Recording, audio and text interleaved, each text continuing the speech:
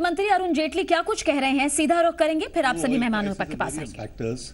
When we totaled up, with some difficulty we realized we could make it.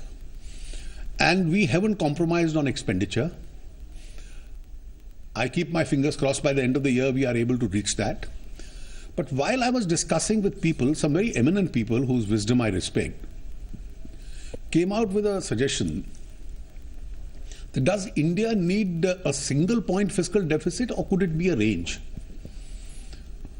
Could we have said it's between 3.4 and 3.6? So you have some flexibility, you don't cut down on pro-poor schemes, etc. I thought it was a point worth consideration. So whereas for this year I will stick to 3.5, for the future we'll have the wisdom of some expert opinion that could it be a narrow range? Because today it's no longer alarming fiscal deficit. You're not 5 point something. You are 3 point something, moving towards 3 and maybe lower. And therefore we can have the luxury of that range or not. I won't decide. I'll first take expert opinion, who look at models internationally, and then come back to it. Mr. Minister, this year's nominal growth, your budget projects at 8.6%, the current year. And for the next year, your nominal growth projection is 11%. And this year, your revenue growth has been around 17%, whereas you are projecting next year a revenue growth of only 11%.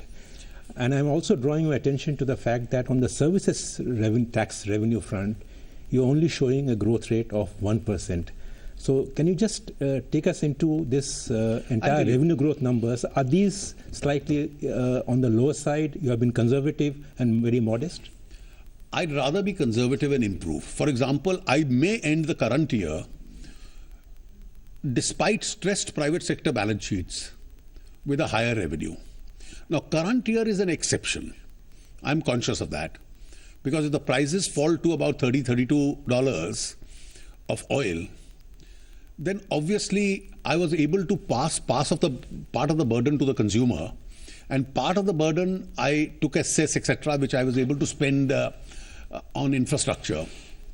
And therefore the additional revenue measures, so if the growth is about 13% plus minus, the rest came by way of additional revenue measures. And those additional revenue measures help us. Maybe that luxury is not available in the next year, because you don't expect how much will the oil prices go down. It's a matter of speculation, but you have to have some fair assessment on that. And therefore you assume you collect as much as you did in this year, plus a little more.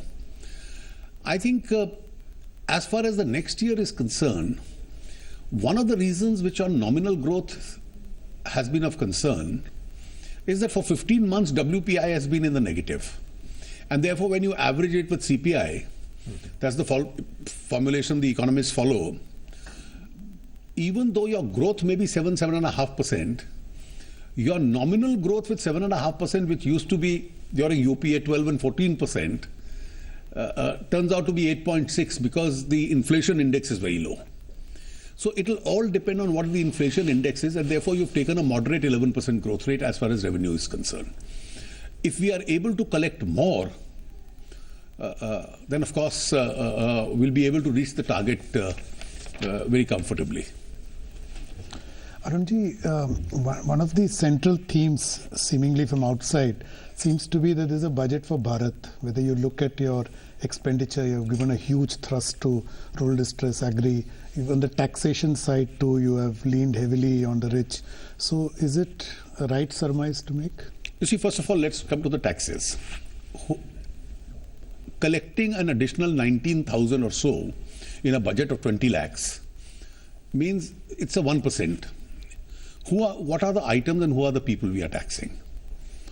You are taxing products which are environmentally harmful.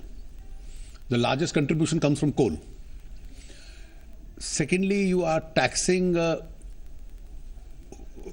products which relate to health.